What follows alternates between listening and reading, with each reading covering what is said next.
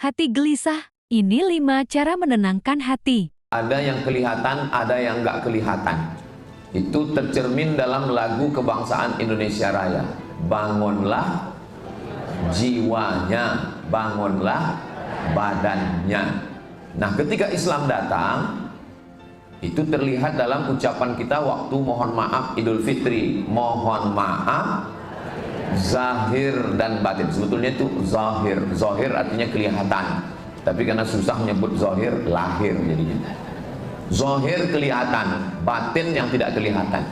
Yang zahir ya ini, kulit, darah, tulang, kuku, bulu, sumsum, kepala, tangan, kaki. Yang tidak kelihatan, inilah yang di dalam diri kita ini, yang disebut sebagai roh, jiwa, menenangkan jiwa. Bulan Ramadan ini katanya bulan yang menenangkan jiwa. Apa iya jiwa kita tenang Ramadan ini? Oh iya Pak Ustaz, suami saya yang biasanya marah-marah, ngamuk-ngamuk, Ramadan ini tenang. Kenapa? Tidur terus. Pertanyaannya, apakah kita ini pernah tenang? Apakah betul-betul ketenangan itu ada? Jadi mengumpamakan ketenangan jiwa itu ilustrasi gambarannya seperti ombak di tengah laut. Kadang-kadang dia berombak sampai datang angin utara naik 3 meter. Kadang-kadang dia tenang. Begitu pada jam 3, jam 4, jam 5 sore ombaknya naik ke atas. Begitu masuk 3 butir kurma, tenang. Pergi ke masjid, rakaat pertama bergejolak lagi. Rakaat ke-8 tenang. Di sebagian masjid rakaat 8 pun masih bergejolak. Rupanya 20 rakaat. Baca Qur'annya pun begitu juga, bergejolak, berombak, angin puting beliung. Karena baru juz 1. Begitu amma yatasaalun, tenang. Jadi sebetulnya jiwa kita itu kadang-kadang bergejolak, kadang-kadang tenang. Waktu masuk sekolah bergejolak, begitu tamat sekolah alhamdulillah tenang. Mulai masuk kuliah bergejolak, apalagi UKT tinggi. Begitu wisuda tenang. Pulang wisuda bergejolak, karena mulai tetangga nanya kerja di mana. Bergejolak. Sudah dapat kerja tenang. Begitu sudah dapat kerja tenang, bergejolak lagi. Teman-teman nanya, udah nikah belum? Begitu nikah di atas pelaminan, tenang. Beberapa hari pernikahan, udah mulai nanya, istri sudah ngandung belum? Bergejolak lagi. Begitu istri mengandung, tenang. 9 bulan bergejolak lagi, gak lahir-lahir, katanya sesar. Begitu anak lahir, tenang. Setelah anak lahir, mulai orang nanya, sudah pandai jalan belum? Anak sudah pandai jalan, enggak tenang. Kenapa? Ya anaknya jalan terus. Jadi sebetulnya hidup ini ya begitu. Makanya jangan heran kalau ceramah Ustaz Somad juga kadang-kadang kelihatannya dia tenang. Ini termasuk sedang tenang ini sekarang. Ada masanya itu enggak tenang, bawaannya berapi-api. Jadi bagaimana cara menenangkan jiwa ini? Cara menenangkan jiwa ini ada 5 langkah. Kira-kira yang 5 ini bisa diingat nggak? Belum saya sampaikan. Yang pertama, kita yakini bahwa Allah punya rencana terhadap hidup kita. Nah, itu yang pertama. Allah punya rencana terhadap hidup saya, tapi saya nggak tahu apa rencana Allah. Maka saya tetap buat rencana tentang diri saya. Dan ketika rencana saya tidak tercapai, maka saya mengatakan rencana Allah jauh lebih indah. Rencana Allah jauh lebih baik. Itulah yang disebut dengan takdir. Saya Pak Ustadz maunya nikah sama dia. Saya 1 semester sama dia. Saya 1 KKN sama dia. Tapi ternyata cinta bertepuk sebelah tangan. Cinta ditolak, kampak bertindak. Padahal kalau dia pakai jurus kita pagi ini, dia akan berkata, apa kata dia? Itu memang rencanaku, tapi rencana Allah jauh lebih indah. Makanya adik-adik jangan terlalu melo. Makanya kalau laki-laki mau menikah, jangan katakan kaulah satu-satunya. Jangan. Kalau kau siap menerima aku dan kau mau jadi bidadari surgaku, kupinang kau dengan bismillah. Tapi kalau kau tidak mau, bunga bukan setangkai, kumbang bukan seekor, patah tumbuh hilang berganti, hilang satu tumbuh seribu. Begitu, jangan dikit-dikit bawaannya, aku bunuh diri, aku mati. Semua akan pret pada masanya. Kalau mau menenangkan jiwa, apakah itu dalam rumah tangga, apakah itu dalam bisnis dan usaha, apakah itu dalam bidang politik dan sosial, kita mengatakan ini rencanaku, tapi rencana Allah jauh lebih indah. Saya dalam kehidupan saya begitu. Saya habis S1 nanti mau ke Universitas Saddam Hussein. Ngobrol sama kawan-kawan waktu lagi haji, kumpul semua. Kau dari mana? Dari India. Gimana S2 di India? Mantap, murah, enak di India. Iya, perindavan. Bisa haji tiap tahun nggak? Bisa. Itu pertanyaan pertama. Karena kalau bisa haji tiap tahun, bisa kerja 3 bulan di Makkah. Oh, masuk dalam daftar. Bahasa Arabnya? Bahasa Arab. 3 bahasa kita bisa di India. Bahasa Arab, bahasa Inggris lancar juga. Everything tour ya. Dan ada satu lagi, man. Kau kalau sekolah di India, kau dapat bonus bahasa Urdu. Kya hal hai tiki, kot ketai. Berarti oke, masuk dalam daftar. Nanya lagi, kemana lagi? Pakistan. Pakistan gimana? Pakistan ada IIU, International Islamic University. Masuk lagi. Rencana Allah kita nggak tahu. Tapi akhirnya saya pilih Saddam Hussein University. Kenapa? Karena dari Baghdad ke Madinah bisa naik bis, haji bisa tiap tahun, dan yang paling penting dari segalanya, gratis. Maka saya sudah tentukan, saya mau ke Saddam Hussein University. Tahun 2002, saya selesai S1 dari Mesir, sudah siap-siap mau ke Baghdad. Tiba-tiba Universitas Saddam Hussein di Baghdad rata dengan tanah, dibom sama George Bush laknatullah alaihi. Dah, pulang saya ke Malaysia. Dari negeri 1000 menara ke negeri 1000 makcik. Ya, begitu rencana Allah.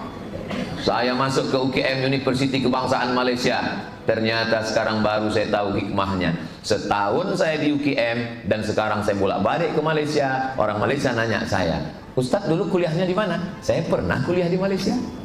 Dan seketika saya ceramah di UKM, profesornya bilang, Ustadz Abdul Somad ini adalah alumni UKM.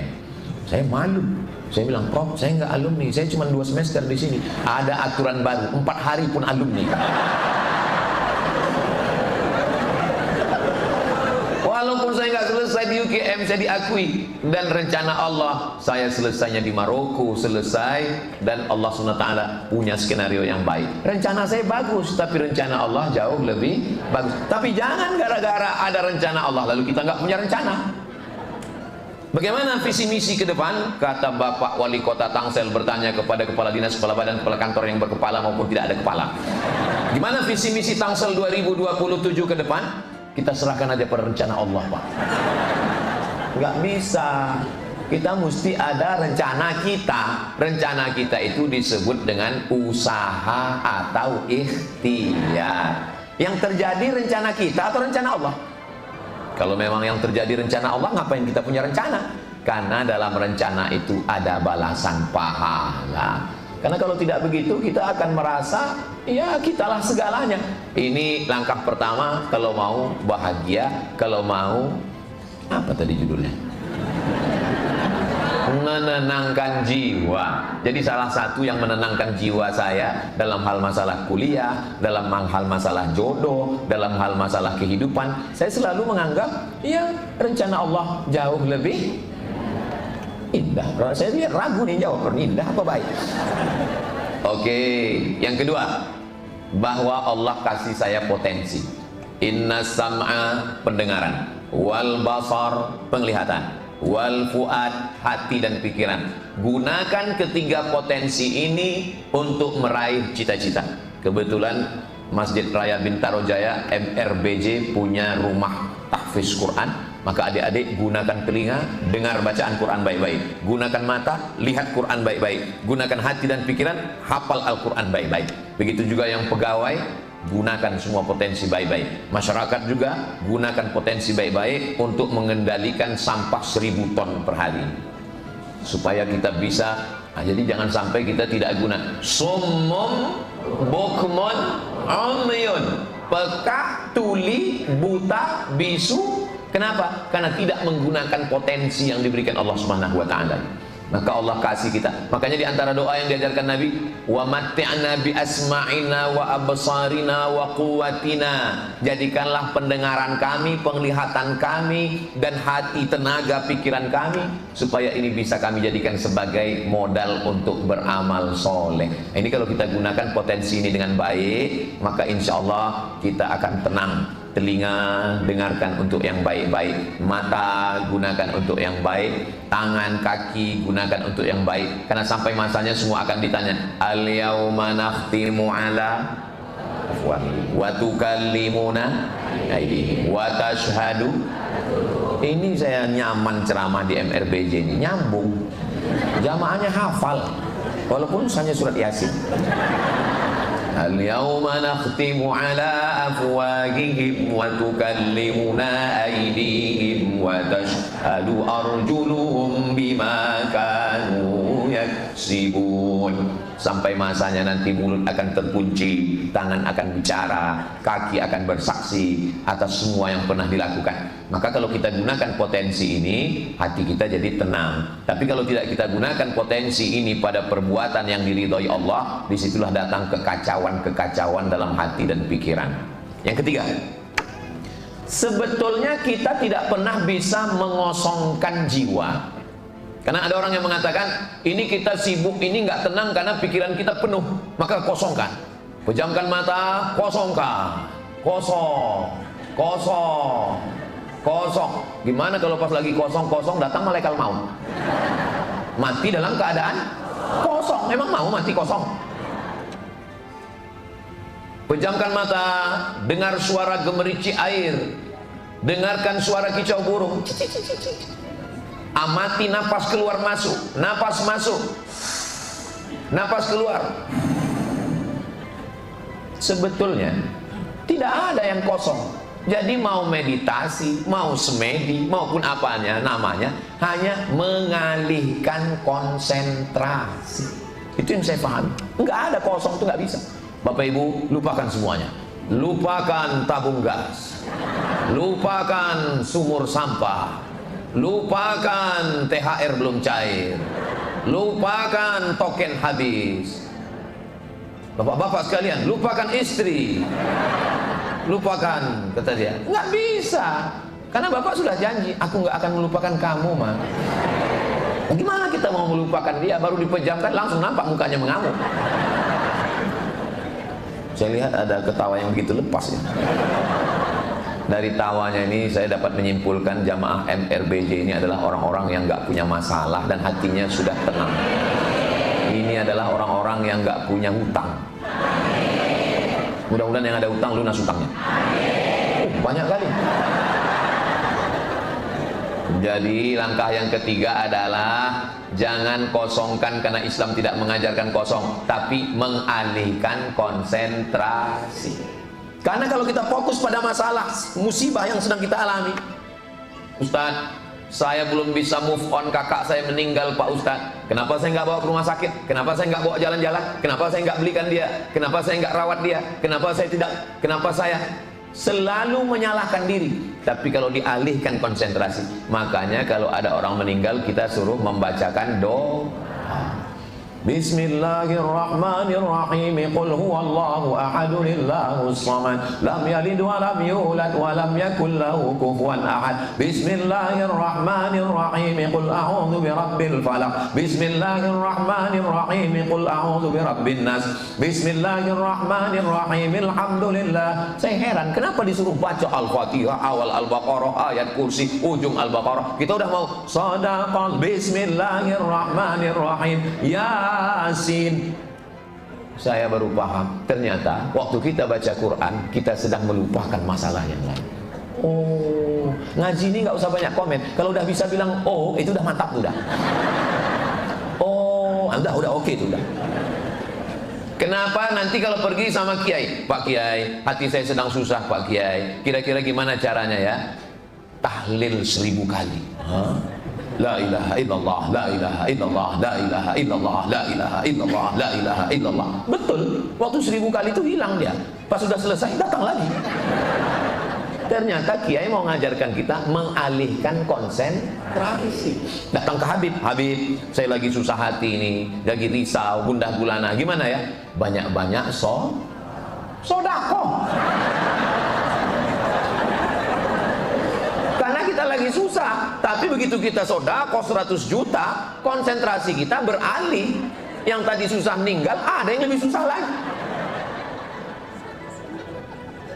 Sebetulnya mengalihkan konsentrasi. Datang ke Ustaz Somad, saya lagi susah hati ini, gimana ini ya? Maka banyak-banyaklah beristighfar. Banyak-banyak istighfar. Bapak, banyak istighfar? Iya Pak. Coba cik istighfar. Istighfar. Bukan itu istighfar, astagfirullah. Astaghfirullah Rabbal baraya. Astaghfirullah minal khataya. Rabbi zidni ilman nafi'a wa wafiqni amalan salihah. Itu kenapa dilantunkan itu jadi enak. Kenapa? Karena pikiran kita berubah kepada iramanya itu. Kalau kita lantunkan solawat. Kenapa kalau solawat dengan irama-irama itu? Makanya orang banyak mendengarkan musik jazz, simfoni, Mozart. Saya Pak Ustadz kalau mendengarkan musik hilang masalah saya. I want to break. Di masjid nggak boleh. No woman no cry. Tenang pikiran saya. Pak Ustadz, ya saya banyak yang mau saya tanya sama Ustadz. Kenapa nggak kau tanya waktu di pengajian tadi? Nggak enak Pak Ustadz, banyak orang. Apa yang mau kau tanya? Tapi Ustadz jawab baik ya. Iya, saya bilang, saya kalau dengar lagu dangdut itu hati saya tenang. Sebetulnya dia sedang mengalihkan konsentrasi. Lalu kenapa kita nggak nyanyi aja? Sebetulnya ulama-ulama itu nggak ngelarang orang untuk nyanyi. Cara dia alihkan solawatnya jadi nyanyi, bacaan Qurannya jadi nyanyi, istighfarnya jadi nyanyi. Begitu yang diajarkan oleh Songo dulu. Ler iler, ler iler, nuringan sumiler, tak ijo royo royo. Manten anyar, aku nek manten anyar ya ingat. Pripun kabare panjenenganipun? Sae. Muga-muga sing melu acara iki padha kabeh mlebu nang surga. Ada juga orang Jawa. Jadi sebetulnya kita pahami bahwa kenapa dilantunkan kuat-kuat sholawat itu, salatullah, sholawallah. Karena ketika telinga mendengar, dia masuk ke otak, dia masuk ke hati, konsentrasi kita mulai. Ada seorang jamaah nggak bisa tidur sampai jam 2 malam, matanya berkedip-kedip, nggak bisa tidur. Akhirnya dia pergi ke psikiater, ngomong ke psikiater, bla bla bla bla bla bla. Psikiater langsung buatkan resep, beli, pergi ke apotek, makan, tidur. Bangun tidur, kumat lagi. Gara-garanya dia beli tanah, tanam sawit. 3 tahun buah pasir. Sudah mau panen, ternyata tanah sengketa. Makanya jam 2 malam menyesali diri. Kenapa beli tanah? Kenapa tanam sawit? Kenapa nggak jalan-jalan? Kenapa nggak beli mobil? Kenapa nggak kawin lagi? Kenapa nggak ini? Kenapa nggak ini? Jangan terlalu fokus ke situ, Bu. Saya keceplosan aja tadi. Akhirnya nggak bisa tidur malam. Terus akhirnya makan obat, muncul penyakit baru. Kena buah pinggang, ginjalnya kena. Akhirnya anaknya yang lagi kuliah ngomong, Papa, ayah, ya. Itu ada ustadz baru pulang dari Maroko, mantap ustadznya, Ustadz Somad maksudnya. Ayolah ngaji, dia selalu ngaji di kampus kami setiap Sabtu subuh, dia ngajar hadis. Akhirnya bapak ini dengarlah pengajian. Alhamdulillah Pak Ustadz, saya yang kena insomnia, yang selama ini nggak bisa tidur, begitu dengar pengajian Ustadz 10 menit langsung tertidur. Sejak itulah saya nggak pernah marah sama jamaah yang tertidur. Karena sebetulnya mereka ini sebagiannya insomnia, nggak bisa tidur. Tapi begitu pengurus masjid mengumumkan khotib Jumat kita hari ini adalah Al-Mukarram Ustadz Abdul Somad. Kenapa? Kenapa orang kalau mendengarkan pengajian itu hatinya tenang? Kenapa orang waktu mendengar pengajian itu hatinya tenang? Karena konsentrasinya sedang berpindah dari masalah hidupnya kepada apa yang sedang dibicarakan Ustadznya sedang cerita tentang Palestina. Saudara kita yang ada di Palestina sedang dibombardir oleh Benyamin Netanyahu. Saat itu konsen dia sedang berada di Palestina. Dia sedang berada di Iran yang sedang dihancurkan oleh Donald Bebek. Beralih pikiran dia. Itulah kenapa kalau orang mendengar, saya ini orangnya rasional. Bukan saya nggak percaya hadis itu saya percaya. Cuman apa alasannya? Majtama'a qaumun fi baitin min buyutillah. Sekelompok orang berkumpul di rumah Allah, yatsluna kitab Allah, membaca ayat-ayat Allah, wa yatadarasunahu fi ma bainahum, mengkaji isinya. Nazalat alaihimus sakinah, hati mereka tenang. Loh, ngumpul di masjid, baca Quran, ngaji, kok hatinya tenang? Saya mikir, kok hatinya tenang? Ternyata saya menemukan hatinya tenang karena konsentrasi terhadap masalah. Makanya kalau di masjid itu orang tenang. Saya betul Pak Ustadz, makanya saya lebih lama di masjid daripada di rumah. Di rumah saya Pak Ustadz apa aja, Bapak mau berapa lama Bapak di masjid? Inilah Pak Ustadz, saya nggak sabar nunggu malam 21 Ramadan ini. Mau iktikaf 10 hari 10 malam Pak Ustadz. Perempuan itu unek-unek yang ada di pikirannya mesti dikeluarkannya dalam bentuk kata-kata. Ini laki-laki mesti memahami, apalagi yang kalian yang belum menikah ini kalian mesti paham. Dia harus dikeluarkannya, kalau enggak nanti menggumpal menjadi kristal. Jantung koroner, diabetes meletus, asam urat, asam lambung. Nah tadi yang memang mesti ngomong, iya kan Bu? Tuh. Maka laki-laki mesti ngerti, mesti paham. Kalau kita laki-laki ini nggak paham, kita jadi marah, kita jadi emosi. Makanya kalau sudah paham, paham aja. Daripada dia sakit, berapa biaya opname? Bagus dia merepet. Biarkan aja dia ngomong pop. Itu kan ada iklannya. Ada saya lihat di TikTok itu, pas lagi istri lagi ngomong-ngomong, datang suami dihidupkannya motor Harley Davidson. Benar berlaga lah mereka berdua. Jadi pandai-pandai ini penting. Nah banyak laki-laki ini kadang nggak paham. Padahal iya tadi. Padahal istrinya itu sebetulnya lagi olahraga jiwa. Mereka mau mengeluarkan semua unek-unek. Itu beda laki-laki sama perempuan. Kalau laki-laki mereka memang nggak ngomong, mereka diam, tiba-tiba stroke aja. Mudah-mudahan yang sakit segera sembuh. Laki-laki itu memang nggak bicara, tiba-tiba mati aja. Coba tanya sama dokter, angka kematian laki-laki lebih tinggi daripada perempuan. Maka saya nasihatkan kepada ibu, tolong jangan siksa suami kalian. Saya ini Pak, saya ini menyuarakan hati kalian. Saya ini adalah juru bicara laki-laki yang teraniaya. Bapaknya baik, ibunya baik, dua makhluk yang berbeda disatukan Allah karena apa? Karena cinta. Kita ini ada di dunia ini karena cinta. Kalau ayah sama ibu kita benci, apa mungkin kita jadi? Nggak jadi, emang bisa dikirim pakai Bluetooth. Saudara yang dimuliakan Allah Subhanahu wa taala. Jadi yang ketiga adalah mengalihkan konsentrasi. Dengan apa cara mengalihkannya? Baca Quran, berzikir, sholat tarawih. Kalau orang mengerti, maka ketika dia di antara dua pilihan, mau tarawih yang 8 atau yang 20, dia nggak ngelihat 8-20-nya.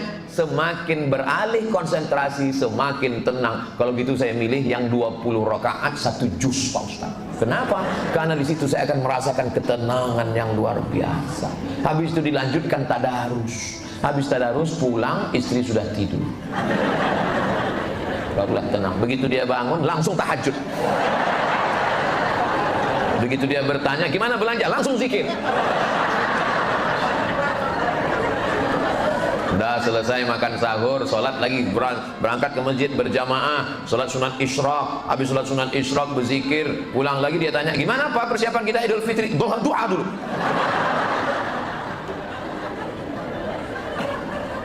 Disitulah orang akan menemukan ketenangan. Itulah kenapa bulan Ramadan ini bulan tenang. Apalagi masjid MRBJ yang AC-nya ini.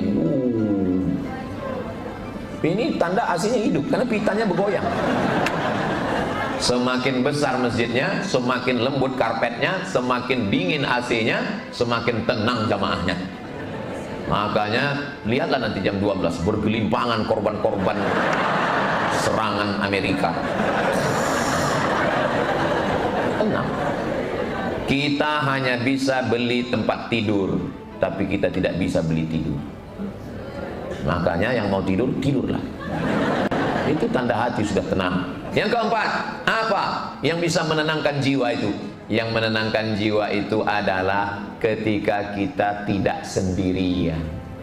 Gak bisa sendirian. Kita mesti, makanya kalau ada orang datang ke saya, Ustaz Somad, saya mau cerita nih Ustaz. Sebetulnya dia tahu saya nggak ada solusi. Dia tahu saya nggak ada solusinya. Lalu kenapa? Sebetulnya dia hanya mau cerita. Dia mau cerita ke kawannya, dia nggak yakin karena kawannya ini nggak amanah. Dia cerita mau ke istrinya, istrinya duluan cerita.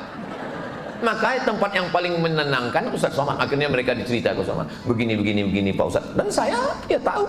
Saya tahu posisi diri saya. Ya udah, saya jadi pendengar yang baik. Iya. Terus? Iya. Terus? Oh. Iya. Terus? Gitu.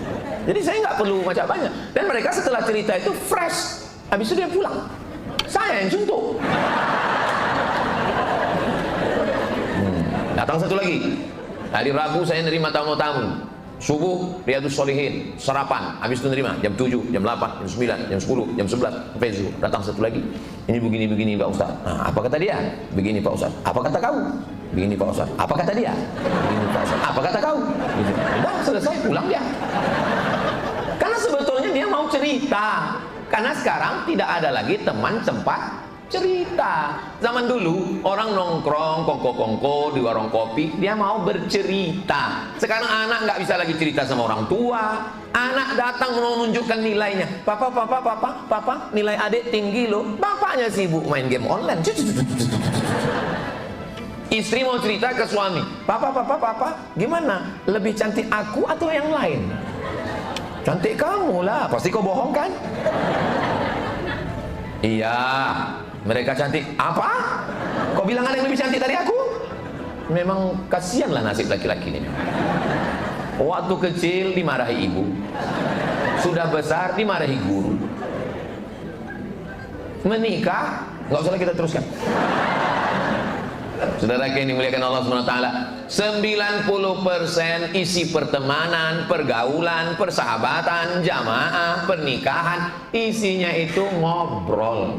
Ngobrol cerita. Makanya kalau suami istri udah nggak ngobrol lagi, berarti itu terjadi. Jangan sangka materi menyelesaikan segala perkara.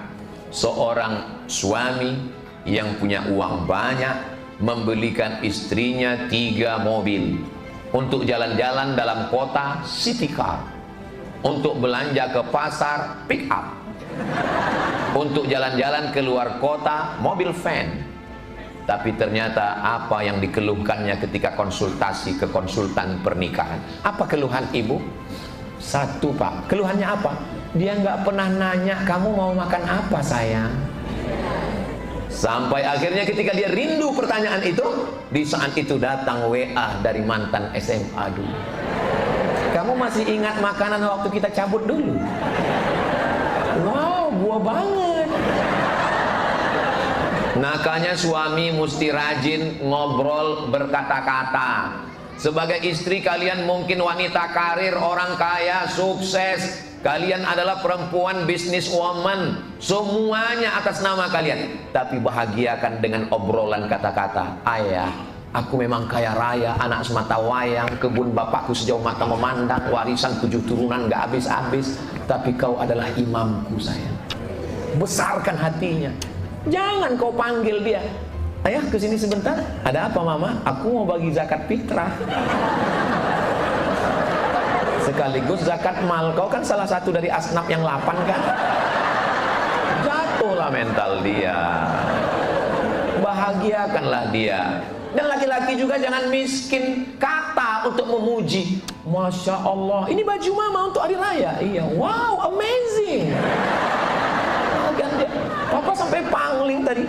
Papa tadi dari jauh waktu dari masjid heran, kok ada artis datang? Ternyata kamu ya. Ngobrol ini kadang-kadang suami ini nggak mau mengungkapkan isi hatinya. Saya sebetulnya Pak Ustadz ada di dalam, cuman untuk mengucapkannya ini berat sekali Pak Ustadz. Sama macam saya paling nggak bisa ngomong-ngomong gitu. Saya ini nggak ada, tapi saya paksa-paksakan juga. Kadang saya kirim pakai WA, kadang saya cari meme-meme yang memuji-muji. Lalu supaya apa? Supaya hidup ini ada ngobrolnya, cerita sama orang, berteman, berkawan, bersahabat. Karena nggak ada lagi di dunia ini orang yang mau mendengarkan. Mau ke istri nggak bisa, mau ke kawan nggak bisa, mau ke teman nggak bisa, dan celakanya nggak ngaji sehingga nggak punya ustadz. Akhirnya ngobrolnya kemana? Ke Facebook. Dan Facebook yang paling ramah. Apa yang Anda pikirkan hari ini? Ceritalah sama Facebook. Facebook itu adalah orang yang mendengarkan semua obrolan kita dan sangat care dengan kita. Kita udah lupa, dia masih ingat. Ini curhatan kamu setahun yang lalu. Tapi ingat, dia bukan manusia. Dia nggak punya hati dan rasa. Maka berubahlah bercerita kepada manusia. Itulah pentingnya kita punya kawan, punya sahabat. Kalau punya kawan yang mengingatkan kita, menenangkan hati kita, menyabarkan kita, kawan yang model begini jangan dikubur sebelum mati. Pegang dia. Saudara yang dimuliakan Allah Subhanahu wa taala. Saya Pak Ustadz pas lagi galau-galaunya, lagi susahnya, pulang dari sholat, tiba-tiba helm hilang Pak Ustadz. Tapi begitu saya ngobrol sama kawan, bro, ya helmku hilang. Apa? Helmku hilang? Iya. Si Anu kemarin bininya hilang. Langsung sabar saya Pak Ustaz. Tapi ada kawan ini kadang hanya menaikkan emosi kita. Bro, kawan helmku hilang. Apa? Helmku hilang? Iya. Lama-lama kepala kau hilang. Teman yang kira-kira membuat kita susah hati, nggak usah terlalu didekati. Cukup say hello aja. Assalamualaikum, apa kabar? Langsung pergi. Karena kalau terlalu lama dengan dia, nanti dia minjam duit. Langsung, apa kabar bro? Gini, begitu udah nampak agak ada gelagatnya ke sana. Aku sana dulu ya. Ini, tapi untuk memutus sama sekali jangan. Karena kita ini makhluk sosial. Cobalah berdiri di tepi dinding dan lihatlah ada semut yang berjalan. Karena ada lagunya itu, malu aku malu. Ada semut merah, itu semut merah. Semut hitam ada juga, semut hitam. Buat yang tahu berarti udah tua. Anak-anak sekarang mana ada tahu lagu dia begitu. Semut itu kalau lagi ketemu, semut sama semut pasti ketemu. Assalamualaikum, assalamualaikum. Pernah memperhatikan semut? Saya perhatikan semut. Pas semut lagi ketemu, pasti dia ketemu, pasti ucapan salam. Maqoli inna kata semut.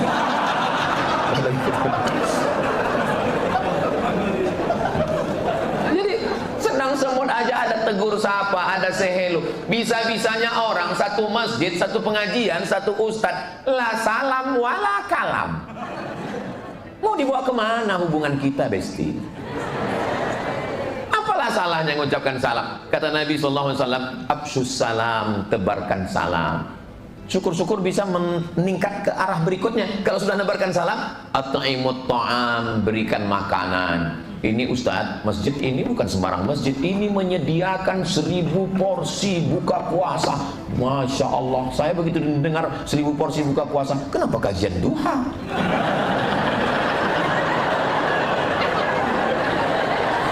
Itulah akan datang saya kalau mau ke masjid itu, saya mesti telusuri dulu. Harus saya kirim dulu agen-agen Mossad untuk apa yang terjadi di masjid ini. Kalau kira-kira ada 1000 porsi, kita buat di sana acara buka puasa. Kalau nggak ada, kita pilih duha. Karena berbuka pun di situ nggak ada juga makanannya kan. Jadi ngobrol penting. Yang terakhir, yang kelima, untuk menenangkan jiwa itu ngadu sama Allah dalam munajat dan doa. Kira-kira sebelum kita berdoa Allah sudah tahu belum? Sudah. Kalau kita omongin nggak kita omongin hanya dalam hati, Allah tahu nggak? Tahu. Lalu kalau Allah tahu, ngapain kita ngomong? Untuk menenangkan kita. Kita ngomong itu bukan untuk Allah, untuk menenangkan kita. Tapi jangan gara-gara ini nanti habis sholat zuhur nggak berdoa. Habis sholat zuhur kau nggak berdoa, Allah udah tahu. Bukan. Berdoa itu sebenarnya untuk menenangkan kita. Karena kalau nggak kita lampiaskan, nggak kita keluarkan, dia menggumpal di dalam. Itulah maka orang mengadu, ya Allah, kalau memang dia bukan jodohku, jadikan dia jodohku. Kalau dia sudah ada jodohnya, matikan jodohnya. Itulah kenapa orang mengadu sama Allah itu. Kenapa? Sedangkan nabi-nabi aja mengadu. Apa kata Nabi yang kena penyakit itu? Nabi apa? Saya ingat, mau ngetes aja, ini jamaah masih sadar apa? Rabbi anni massaniyad durru wa anta arhamur rahimin. Ya Allah, aku kena penyakit ya Allah. Engkau maha penyayang di antara yang tersayang. Nabi yang dimakan ikan, Nabi Yunus. Apa kata Nabi Yunus di dalam? La ilaha illa anta subhanaka inni kuntu minaz zalimin. Nabi yang dibakar? Hasbunallahu wa ni'mal wakil, ni'mal maula wa ni'man nasir, wa la hawla wa la quwwata illa billahil aliyyil azim. Nabi yang ingin punya anak? Rabbi habli min ladunka dzurriyyatan thayyibah. Berikanlah aku keturunan yang baik-baik. Nabi aja berdoa. Nabi aja berdoa. Kok Nabi palsu aja enggak? Kenapa enggak berdoa? Ini sekarang banyak orang udah enggak berdoa lagi. Kalaupun berdoa sebentar aja. Apa yang kau doakan tadi kok sebentar kali? Seperti yang kemarin ya Allah.